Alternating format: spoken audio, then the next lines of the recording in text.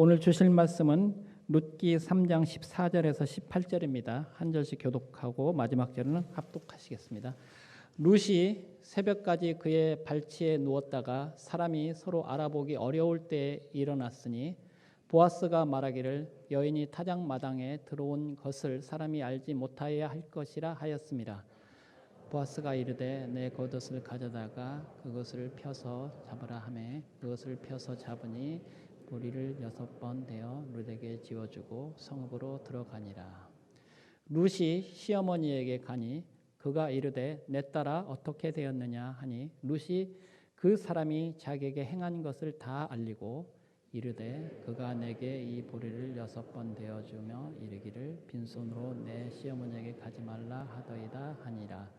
이에 시어머니가 같이 하시겠습니다. 이에 시어머니가 그 사람이 오늘 이 일을 성취하기 전에는 쉬지 아니하리라 하니라. 아멘.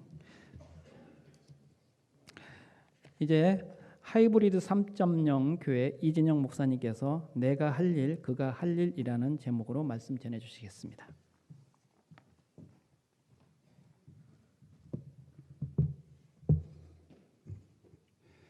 잠시 기도하겠습니다. 오늘도 저에게 말씀하여 주옵소서. 우리의 마음과 생각을 열고 주님 말씀 듣기를 원합니다. 말씀 들을 때 하늘의 지혜를 우리들에게 허락하여 주옵소서. 말씀을 깨닫게 하여 주시고 주님께서 주시는 능력으로 힘으로 말씀 따라 살아가는 우리의 삶이 되도록 인도하여 주옵소서. 예수님 이름으로 기도합니다. 아멘. 오늘 여러분과 룻기 말씀을 나누도록 하겠습니다.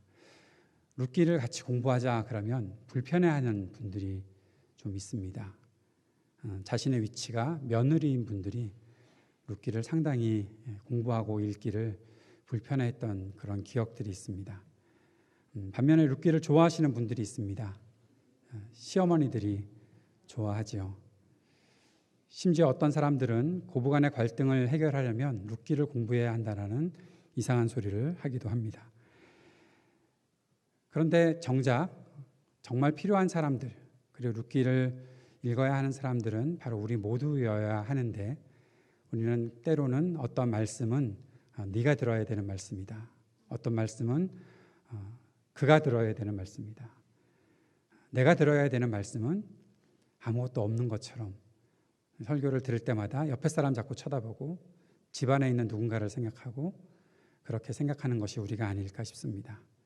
그런데 룻기를 잘 읽고 공부하고 묵상을 하다 보면 이 말씀이 고부간의 갈등을 해결하기 위한 말씀도 아니고 또 며느리들이 공부해야 될 말씀도 아니고 정말 며느리와 시어머니 그렇게 초점을 맞춰서 하다 보면 결국에는 시어머니들에게 좀 잘 살아봐 하고 그렇게 권면하는 말씀이 아닐까 싶기도 하고 어떻게든 우리가 말씀을 잘 공부하고 배우는 일들이 필요할 텐데 오늘 저와 여러분이 함께 룻기 말씀을 전체적으로 살펴보았으면 좋겠습니다.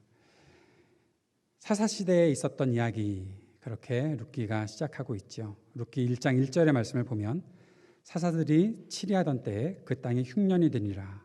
유다 베들레헴의 한 사람이 그의 아내와 두 아들을 데리고 모압 지방에 가서 거류하였는데 라고 그렇게 말씀하고 있습니다. 사사시대, 여러분 사사시대가 어떤 시대인지 이미 잘 듣고 배워서 알고 계시리라 생각을 하는데 사사기 21장 25절 말씀에 사사시대를 이렇게 표현하고 있습니다. 그때 이스라엘에 왕이 없으므로 사람이 각기 자기의 소견에 옳은 대로 행하였더라. 이스라엘 백성들에게 왕이 없다라는 말이 굉장히 아이러니한 말이 아닐까 싶습니다. 최근에 매일 성경을 묵상하다가 사무엘상 말씀을 보다 보면 사무엘에게 나와서 이스라엘 백성들이 우리에게도 다른 나라처럼 왕이 있어야 하겠다. 왕을 세워달라라고 그렇게 요구하는 그런 소리들이 있는데 사실 왕이 없다는 것이 맞는 이야기가 아니지요. 하나님께서 그들의 왕이 되어주시고 하나님께서 그들을 통치하고 계시는데도 불구하고 우리에게는 왕이 없다라고 이야기하는 그 소리는 엉터리인 소리, 그리고 하나님께서 말씀하신 것이 제대로 적용되지 않는 그런 소리가 아닐까 싶습니다. 그래서 사사시대는 굉장히 어둠의 시대였지요. 암흑과도 같은 그런 시대가 흘러가고 있었습니다. 사사기 말씀을 읽다 보면 한숨이 저절로 나오기도 하고 마음이 너무너무 아프기도 한 그러한 장면들이 많이 나타나 있는 것을 볼 수 있죠. 그러한 때에 이 룻기에 나타나는 엘리멜렉, 나오미 그리고 그 아들들이 살고 있었다라고 말하고 있습니다. 룻기의 위치를 살펴보면 저는 우리가 갖고 있는 성경이 참 좋습니다. 유대인의 성경에 보면 룻기가 어디 나오는지 아세요? 잠언 다음에 룻기가 등장을 하는데 어찌 보면 잠언 맨 마지막 장이 31장이 현숙한 여인에 대해서 다루고 있고 그 다음에 룻기가 등장하면서 현숙한 여인의 본보기처럼 룻이 등장하고 있는 것 같지만 사실 잠언 말씀은 아들에게 주는 말씀이고 그 아들이 어떻게 살아야 현숙한 여인을 얻을 수 있다라고 말하고 있었고 그리고 나서 룻기를 살펴보면 결국 룻기의 주인공 중에 하나인 보아스에 대한 마음을 갖게 되는 그렇게 연결하는 것도 참 일리가 있다라고 생각을 합니다. 그런데 저는 우리가 갖고 있는 성경이 너무 좋은 이유가 사사시대의 이 암흑과도 같은 때에 정말 보배로운 사람들의 이야기가 등장하고 있다. 세상은 어둡고 하나도 희망이 없는 그러한 때에 하나님께서 세우신 하나님을 섬기는 사람들의 이야기가 나타남으로 말미암아 우리들의 마음에 위로와 평안을 주는 것이 아닐까 싶습니다. 똑같은 사사시대에 한나라는 한 여인이 자신의 괴로움과 고통 속에 하나님께 간구하면서 하나님 내가 나에게 아들을 주신다면 하나님께 이 아들을 바쳐서 하나님 나라를 위해 온전히 쓰임받게 하겠습니다라는 그런 마음가짐 그렇게 주님을 위해 살아가는 그 사람의 모습이 같이 나타나 있는 것들을 보면 암흑과도 같은 때에 하나님께서 세우신 사람은 어디에나 존재하고 있어서 그들을 통해서 하나님의 일들이 이루어지고 있는 사실을 보여주는 것. 그래서 저는 우리가 읽는 성경에서 사사기를 읽고 난 다음에 룻기를 읽는 것이 얼마나 큰 은혜가 되는지 모릅니다. 사랑하는 여러분, 우리가 바라보는 이 땅이 어둡고 힘들고 고통스러운 땅이라 할지라도 이 땅에 여러분 한 사람 한 사람이 서 있는 자리에 하나님께서 세우신 그 뜻이 온전히 이루어져 가는 것들을 세상 모두가 볼 수 있게 되기를 주님의 이름으로 축복합니다. 그러한 일들이 우리를 통해서 나타날 수 있기를 바랍니다. 자, 이제 엘리멜렉과 나오미의 이야기로 들어와 봅시다. 룻기 1장 2절에 그 사람의 이름은 엘리멜렉이요 그의 아내의 이름은 나오미요 그의 두 아들의 이름은 말론과 기륜이니 유다 베들레헴 에브라 사람들이더라. 그들이 모압 지방에 들어가서 거기 살더니 이민자의 가정이 나타나 있습니다. 베들레헴이라는 곳에 살다가 모압 땅으로 이주한 사람들의 이야기가 시작된다라고 말하고 있는 것이죠. 엘리멜렉은 또 나오미는 조금 더 나은 삶을 원하던 것이 아니었을까 싶습니다. 베들레헴 자신의 고향 땅이 어렵다고는 하지만 그 땅을 모든 사람들이 다 떠난 것은 아니었잖아요.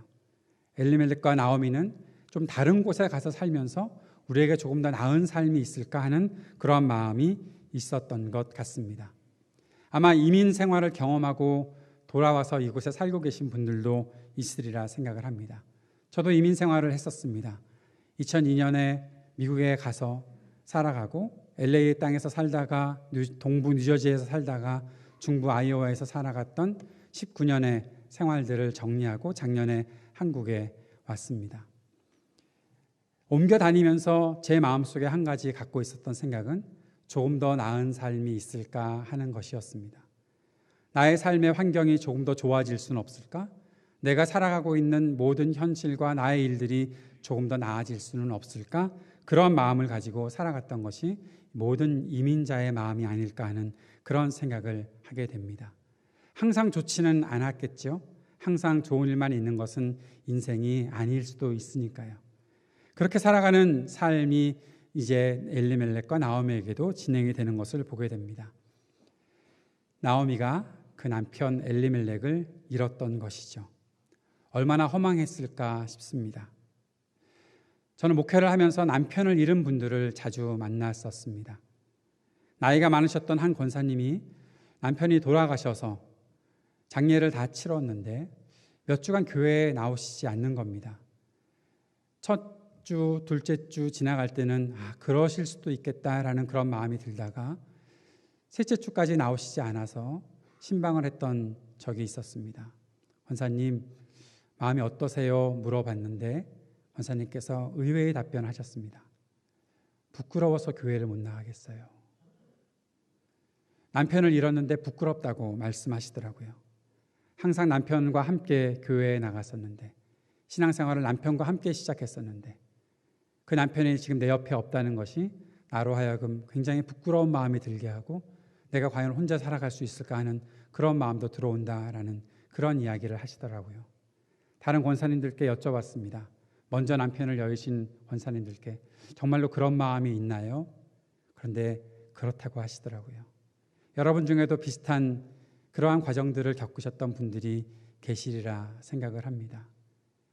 그 허망함을 누가 말로 다 할 수가 있겠습니까? 자신의 마음속에 들어온 그런 허망함, 상실감, 그런 것들이 나오미에게 얼마나 컸을까 하는 그런 생각들을 해보게 되는 것이죠. 그러다가 나오미의 두 아들이 결혼을 하지요. 그때 나오미의 마음은 어땠을까요? 이민 생활하면서 내가 남편을 먼저 여의고, 그러다가 내 아들들이 그래도 장성해서 이 땅에서 여인들을 만나 결혼을 했다. 얼마나 마음속에 자랑스러움이 있었을까요? 미국에 살면서 그런 경우도 많이 보거든요. 내 아이가 배우자를 만나서 결혼해서 살아가고 있는 모습만 봐도 얼마나 즐겁고 얼마나 행복한가. 그러한 생각들을 하게 되는 그런 환경들을 가졌던 가정들이 있었습니다. 그런데 무슨 일인지는 성경에 나타나 있지 않은데 이 아들들도 다 죽었습니다. 자식을 먼저 보낸 두 아들을 다 한꺼번에 잃어버린 이 어머니의 심정은 과연 어땠을까요? 아주 오래전에 벽제 승화원에 한번 지나가다가 들어갔던 적이 있었습니다. 과연 이곳에 오는 사람들은 어떤 사람들일까 하는 아주 어렸을 적의 일입니다. 들어가서 이렇게 가만히 보는데 의외로 자식을 먼저 보낸 분들이 자식의 장례를 치르기 위해 승화원, 화장하는 곳에 많이들 오시더라고요. 그런데 한 어머니는 몇 차례를 실신하시는 거예요.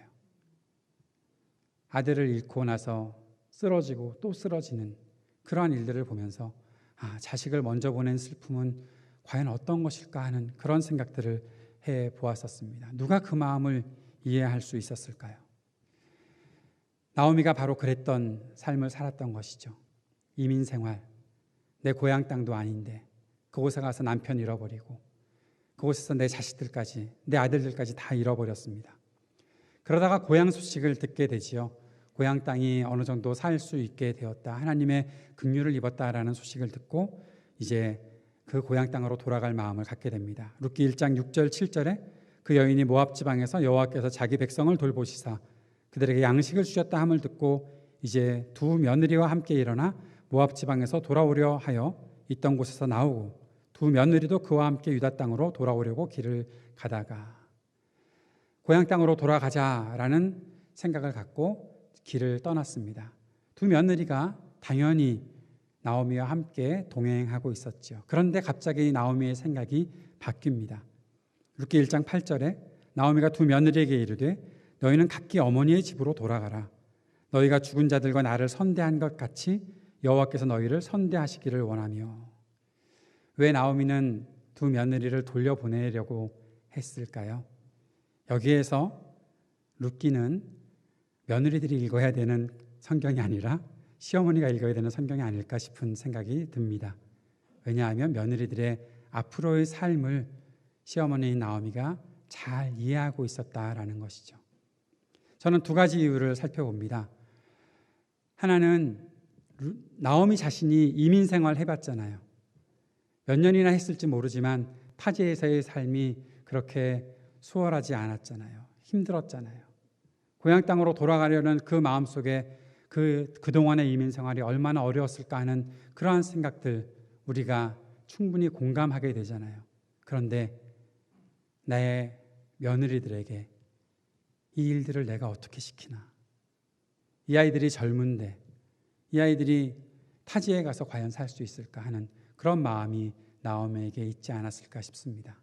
그리고 또 한 가지, 과부가 살려면 어쨌든 자신들을 위해서 기업 물을 사람이 있어야 되는데 그때까지 자신들의 친족 중에 그러한 사람이 없다면 나오미가 결혼해서 아이를 낳아서 그 아들에게 이 며느리들을 챙기도록 해줘야 되는데 그런 일이 어떻게 있을 수 있겠니? 라고 하면서 며느리들을 돌려보내려고 하는 것이죠.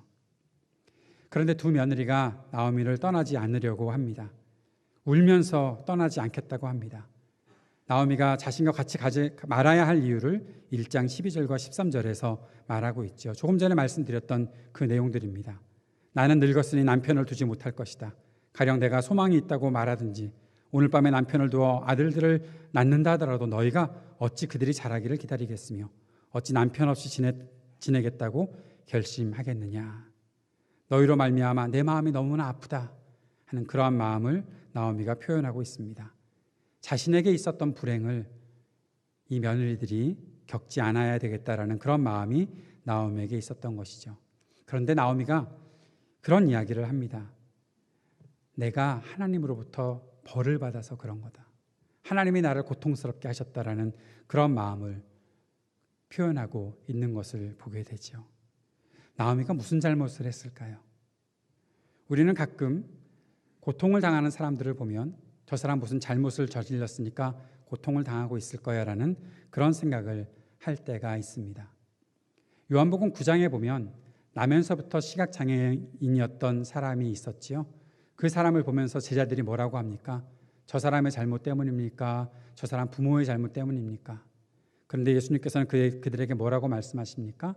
하나님께서 하실 일을 나타내기 위해서다라고 말씀하고 있는 것이죠.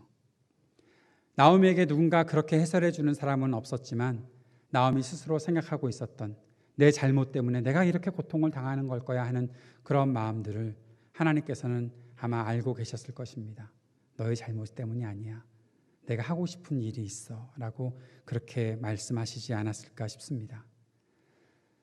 사랑하는 여러분, 우리에게도 똑같이 적용해서 생각해 보았으면 좋겠습니다. 우리가 고통을 당할 때, 내 자신이 고통을 당할 때 혹시나 내가 주님의 마음에 서운하게 해드렸던 것은 없을까 하는 그런 생각을 하는 것은 좋은 생각이긴 하지만 너무 내 탓으로 돌리거나 또 다른 사람들을 보면서 그 사람의 어떠한 잘못 때문일 거야 라고 그렇게 판단하는 일이 없었으면 좋겠습니다. 그거보다 우리 속에 먼저 앞서야 할 것은 하나님께서 무슨 일을 하실까? 하나님께서 앞으로 이루고자 하시는 것은 무엇일까 하는 그런 마음들을 조금씩 가져보는 것, 그것이 믿음의 성숙이 아닐까 싶습니다. 결국 오르바는 나오미를 떠나지요. 이 부분을 또 읽으면서 여러분 속에 아유 오르바 이 나쁜 뭐가 나올 뻔했는데 그러지 않았으면 좋겠습니다. 오르바는 시어머니의 말을 잘 들었던 사람이고 시어머니의 말을 사실 잘 듣지 않은 사람은 룻이지요. 끝까지 따라가겠다고 그렇게 고집을 부렸으니까요. 그런데 여기서 질문을 하나 던져봅시다. 룻은 왜 나오미를 끝까지 따라갔을까요? 왜 자신을 치셨다라고 생각하는 그런 나오미, 그 이야기를 시어머니로부터 들으면서 왜 끝까지 나오미를 따라갔을까요? 룻의 고백이 매우 의미심장합니다. 1장 16절 17절에 룻이 이렇게 말합니다. 룻이 이르되 내게 어머니를 떠나며 어머니를 따르지 말고 돌아가라 강권하지 마옵소서. 어머니께서 가시는 곳에 나도 가고 어머니께서 머무시는 곳에 나도 머물겠나이다. 어머니의 백성이 나의 백성이 되고 어머니의 하나님이 나의 하나님이 되시리니 어머니께서 죽으시는 곳에서 나도 죽어 거기 묻힐 것이라. 만일 내가 죽는 일 외에 어머니를 떠나면 여호와께서 내게 벌을 내리시고 더 내리시기를 원하나이다 하는지라. 룻은 굳게 결심했습니다. 그리고 나오미를 끝까지 따릅니다. 룻이 생각한 나오미의 하나님은 이제 룻의 하나님도 되셨습니다. 룻은 시어머니를 잘 관찰하고 보고 있었지요. 그런데 시어머니만 본 것이 아니라 시어머니가 섬기고 있었던 하나님도 보았던 사람이 바로 룻이었습니다. 하나님께서 하실 일을 바라보는 것, 그것이 믿음이죠. 바로 룻에게는 그러한 믿음이 있었던 것으로 보입니다.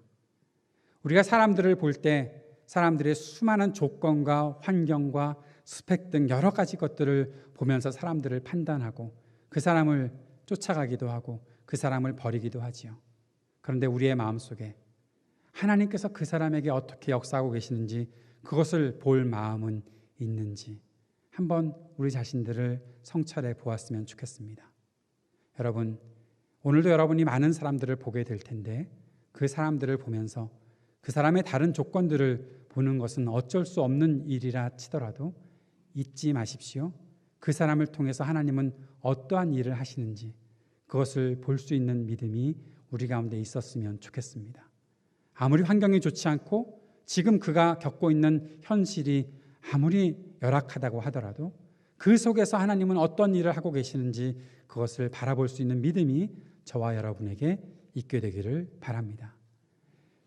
베들레헴에 돌아왔을 때 보리 추수가 시작하던 때라 그렇게 1장이 마무리되고 있었습니다. 뭔가 새로운 일이 시작될 것이라는 것을 암시하는 구절이지요. 그리고 2장에 보아스가 소개됩니다. 룻은 나오미에게 허락을 구합니다. 제가 밭에 나가서 이삭을 줍겠습니다 라고 그렇게 말을 하는 거죠. 이삭을 줍는다는 것은 추수 때에 곡식의 나달들이 땅에 떨어지면 그 떨어진 것을 나그네나 가난한 사람들이 주어서 식량으로 삼을 수 있도록 한 그러한 하나님의 법을 시행하고 있었기 때문에 룻은 지금 그렇게 우리들이 먹고 살 것을 마련해 보겠다라고 말하고 있는 겁니다. 레위기 19장 9절 10절 말씀에 이런 말씀이 있죠. 너희가 너희의 땅에서 곡식을 거둘 때 너는 밭 모퉁이까지 다 거두지 말고 내 떨어진 이삭도 줍지 말며 내 포도원의 열매를 다 따지 말며 내 포도원에 떨어진 열매도 줍지 말고 가난한 사람과 거류민을 위하여 버려두라. 나는 너희의 하나님 여호와이니라. 하나님의 백성들은 싹싹 긁어서 가면 안 됩니다. 남겨두는 것이 있게 될 때는 남겨두어서 그것을 누군가가 필요한 사람들이 가지고 갈 수 있도록 그렇게 배려해 주어야 하는 것이 하나님의 법입니다. 심지어 신명기 24장에서는 어떤 말씀까지 있나 하면 곡식을 이렇게 묶어뒀는데 묶잖아요. 곡식을 거두고 나면. 근데 단을 움직이고 단을 옮겼을 때 정신을 못 차리고 바빠서 곡식단을 이만큼을 하나 그냥 떨어뜨려 놓고 가게 되는 경우에 그거 가지러 가지 말라라고까지 말씀하십니다. 그것은 거류민들, 나그네들, 가난한 사람들, 고아와 과부들을 위해서 남겨두어야 하는 것이다라고 말씀하고 있는 것이죠. 이것이 사람들을 환대하고 사람들에게 배려하는 그런 하나님의 백성들이 지켜야 하는 법이었습니다. 그것을 보아스가 룻에게 잘 적용시켜서 룻을 대접하고 있는 장면들이 있었지요. 보아스는 룻을 알아봅니다. 룻에 대한 이야기를 들었습니다. 룻이 다른 밭으로 가지 않도록 그렇게 권합니다. 룻을 보호하고 은혜를 베풉니다. 사람을 알아보는 것, 그것이 은혜이지요. 이것이 우리들에게 큰 도전이 되는 부분이기도 합니다. 아까도 앞에서 말씀드렸지만 룻이 나오미를 알아보고 나오미의 하나님을 섬기겠다고 함께 왔던 것도 큰 믿음이었고 룻이 행했던 그 모든 일들을 바라보면서 그 룻을 더 선대하고 더 배려하고 환대했던 보아스에게도 그러한 믿음이 있었던 것이 아닐까 그런 생각을 해보는 것입니다. 룻기 2장 12절에 이런 말씀이 있습니다. 여호와께서 내가 행한 일에 보답하시기를 원하며 이스라엘의 하나님 여호와께서 그의 날개 아래에 보호를 받으러 온 내게 온전한 상 주시기를 원하노라. 룻을 축복하는 보아스의 말에서 룻이 어떠한 마음으로 이 땅에 왔는지를 잘 알려주고 있지요. 앞에서 말씀드렸던 것처럼 주님의 날개 아래에 보호를 받으러 온 사람, 주님을 바라보고 주님을 의지하려고 온 사람, 주님 나라의 하나님 나라의 백성들이 어떻게 살아가고 있는지를 알고 그렇게 살아가기를 원하는 그 사람의 삶을 살아가기를 원해서 이 땅에 온 룻, 그를 알아보는 보아스, 그렇게 사람을 알아보는 일들이 룻기에 자꾸 나타나고 있습니다. 우리도 그렇게 사람을 볼 수 있을까 하는 생각을 해보게 됩니다. 사람을 생각하고 판단할 때 한 가지 단면만 보고 판단하려는 우리의 그러한 의도들을 좀 줄이고 없애고 사람들에게 듣는 한 가지 말로 사람을 판단하려고 하는 그러한 일들을 우리가 다 내려놓고 조금 더 사람을 여러 가지 면에서 보아주고 또 더 깊이 들어가서 그를 통해서 역사하실 하나님을 함께 바라볼 수 있는 우리가 되면 그것이 믿음의 삶의 좋은 모습이 아닐까라는 그러한 생각을 해보는 것이죠. 룻은 자신에게 은혜를 베푼 보아스에 대해서 나오미에게 이야기를 전합니다. 나오미는 보아스가 자신의 기업 물을 자 중에 하나라는 것을 룻에게 말해줍니다. 그리고 나오미는 룻이 앞으로 조심해서 지낼 것들을 권면합니다. 룻기 3장에 들어가 보면 나오미는 룻에게 룻이 행복하게 살 만한 안락한 가정을 마련해 주고 싶다라고 그렇게 말하지요. 3장 1절 말씀에 룻의 시어머니 나오미가 그에게 이르되 내 딸아 내가 너를 위하여 안식할 곳을 구하여 너를 복되게 하여야 하지 않겠느냐. 그렇게 말을 하고 있습니다. 이것은 룻이 가정을 이루어서 살면 좋겠다. 그런 마음을 표현하고 있는 거죠. 그리고 스스로 계산을 해본 겁니다. 보아스가 기업 물을 자 중에 한 사람이 될 텐데 그와 인연을 맺어 주었으면 좋겠다라는 생각을 하게 되었던 것이죠. 그런데 여기서 나오미가 룻에게 시키는 일들이 어떻게 보면 말도 되지 않는 이야기를 하고 있는 거죠. 보리 추수를 하면서 보리를 까부른다는 것은 키질한다는 것인데 이때에는 그 곳에서 일했던 사람들이 큰 축제처럼 기쁨으로 그 자리를 마련하게 되는데 그때 룻이 그곳에 갈 때 목욕하고 단장을 하고 가라라는 겁니다. 그동안은 일하러 갔는데 일하러 가는 곳에 단장하고 간다는 것이 좀 이상하게 의아하게 여겨지는 것이죠. 그것보다 더 의아한 일이 무엇인가 하면 그때 사람들이 그 타작마당에서 쉬게 될 때에 밤이 되어서 자게 될 때 너는 보아스가 어디 있는지를 잘 보고 가서 보아스가 잠이 들면 보아스가 모르게 보아스가 덮고 자는 이불을 들추고 그 안에 들어가서 함께 누워라 라고 말을 하고 있는 겁니다. 어떻게 이런 일을 하게 됩니까? 남자든 여자든 자기가 서로가 합의하지 않고 모르는 때에 이성이 자고 있는 그 이불을 들추고 잔다는 것은 요즘 같으면 신고당할 일이지요. 그런 일을 시어머니가 며느리에게 시키고 있습니다. 그런데 룻이 그 말을 순종하고 그대로 합니다. 나오미도 나오미지만 하나님은 가끔 그렇게 이해되지 않는 일을 시키실 때가 있는 것 같습니다. 알지 못하는 곳으로 가라, 떠나라, 떠나면 내가 길을 알려줄게. 그렇게 말씀하시는 분이 하나님이시고 너 사랑하는 아들 나에게 바쳐라. 말도 되지 않는 제사를 요구하시는 분도 하나님이십니다. 그런데 우리가 보는 성경의 사람들은 그 하나님의 말도 되지 않는 요구에 그대로 순종하고 따라가는 것을 볼 수 있지요. 룻도 그랬습니다. 예수님의 어머니 마리아도 그랬습니다. 하나님이 말씀하시는 것은 그대로 듣고 따라가려는 마음들이 그들에게 있었습니다. 무엇 때문일까요? 그것을 가리켜 우리는 믿음이라고 말하지요. 믿음은 그런 것이 아닌가 싶습니다. 그런데 그렇게 믿게 될 때 그 믿는 사람들의 모습 속에 하나님을 전적으로 신뢰하는 모습이 있다라는 겁니다. 하나님의 말씀을 받아들이고 그대로 행하는 것은 하나님이 나를 끝까지 보호하실 것에 대한 믿음이 있기 때문에 지금 내가 이 일을 감행함으로 참 어려운 일들이 내 앞에 생길 수도 있겠지만 그러나 하나님이 나를 보호해 줄 것을 믿기 때문에 룻은 단지 나오미의 말만 들은 것이 아니라 나오미의 하나님, 그 안에 나를 보호해 주시는 하나님, 그 하나님께서 나를 지켜주실 것에 대한 신뢰가 있었기에 나오미의 말을 그대로 따라갔던 것이 아니었을까 싶습니다.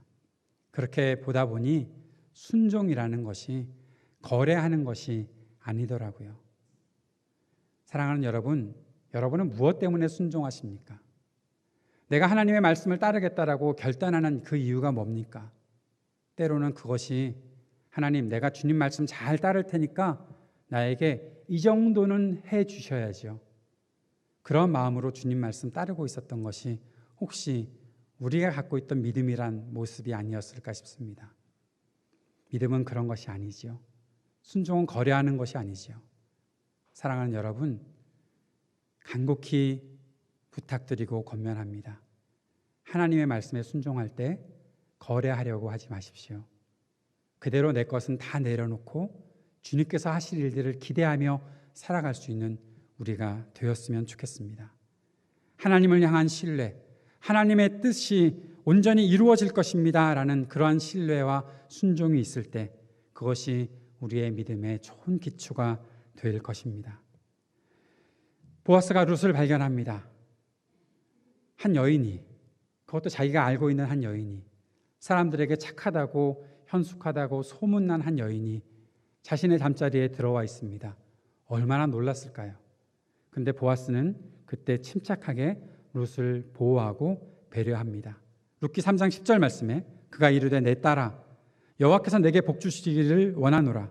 내가 가난하던 부하건 젊은 자를 따르지 아니하였으니 내가 베푼 인애가 처음보다 나중이 더하도다. 이 말은 보아스가 룻을 잘 알고 있다는 것들을 말하고 있죠. 룻이 어떤 마음가짐을 가지고 살고 있는지 잘 알고 있다는 것을 볼 수 있습니다. 보아스는 룻을 귀하게 여겼습니다.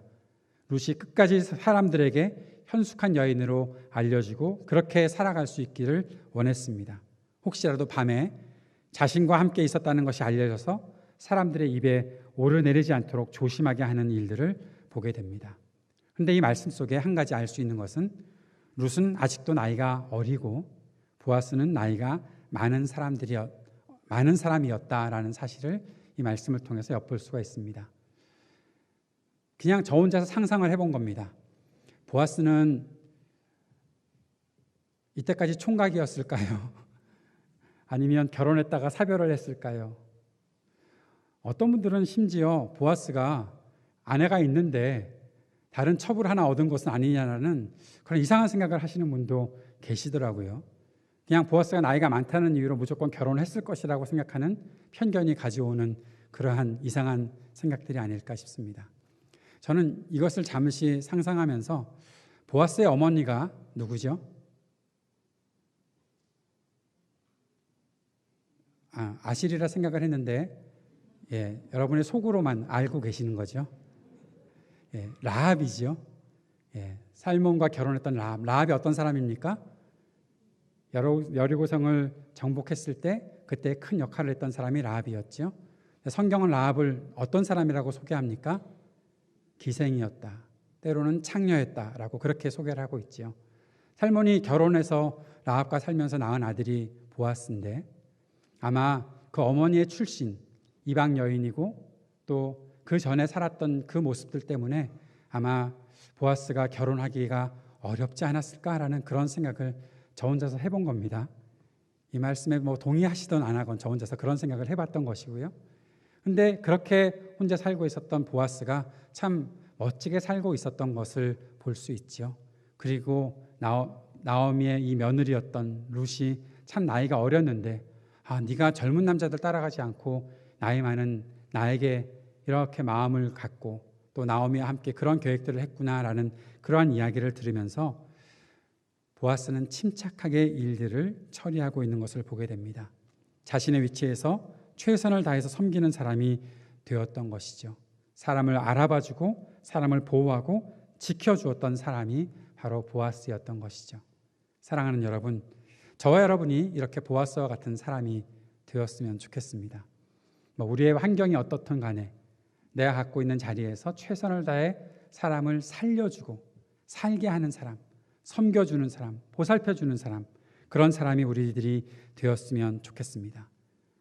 보아스가 룻에게 약속을 하지요. 기업 물을 자격이 나보다 앞서 있는 사람이 있는데 그 사람에게 내가 물어보고 그 사람이 자신의 책임을 다하지 않겠다라고 얘기하면 내가 너를 책임지겠다라고 약속을 합니다. 기업을 물은다는 것, 그것은 어떠한 뜻이 있는가? 그것은 가난하고 의지할 곳이 없는 친족의 삶을 책임지고 돌보겠다는 그러한 말입니다. 고엘이라고 하죠.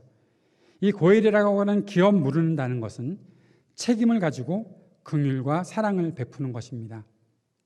내가 누구를 얻었다. 내가 내 친족의 재물을 내가 얻었다. 그것만 생각했던 사람이 보아스보다 그 책임이 앞서 있었던 사람이죠. 그 사람의 이름은 아무도 모르죠. 그런데 그 사람은 아마 그런 생각을 했던 것 같습니다. 내가 이 책임을 지면 나에게 손해되는 일이 있을 것 같아. 내가 할 부담이 너무 커지거든. 그러니까 그렇게는 하지 말아야지 생각을 했던 것이죠. 근데 보아스는 그 일을 하겠다라는 겁니다. 자신의 희생이 동반될 수도 있는 그 책임을 내가 지겠다라고 말하고 있습니다. 기업 물을 자가 영어로 kinsman redeemer라는 말입니다. 여기에 우리에게 익숙한 단어가 딱 나타나죠. redeemer. 룻이 나오미에게 와서 지난밤 있었던 일을 말합니다. 그것이 오늘 우리가 읽었던 본문에 나타나 있는 18절 말씀이죠. 시어머니가 이르되 내 딸아 이 사건이 어떻게 될지 알기까지 앉아 있으라. 그 사람이 오늘 이 일을 성취하기 전에는 쉬지 아니하리라.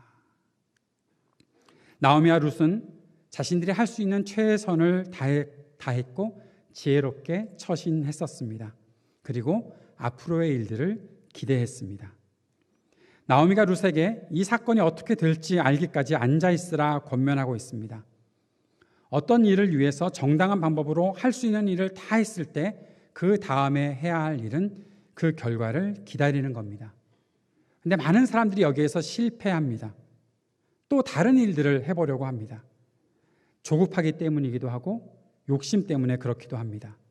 더 많은 것을 얻고자 하고 더 빨리 얻고자 하는 마음 때문에 해야 할 일을 다 했는데도 불구하고 가만히 기다리지 못하고 결과가 달라지지도 않을 텐데 선을 넘어서 결국에는 낭패를 보는 일들이 있습니다. 그런 일들을 수없이 많이 봅니다. 이민 생활하면서 저도 그런 일들을 경험했었습니다.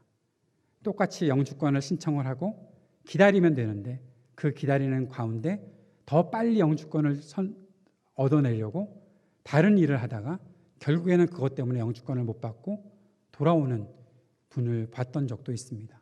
가만히 기다리면 되는데 그것이 2년이든 3년이든 조금 더 기다리면 되는데 왜 사람들은 내가 해야 될 일들을 해놓고 또 다른 일들을 자꾸 넘어보려고 할까요? 사람의 욕심 때문이 아닐까 싶습니다.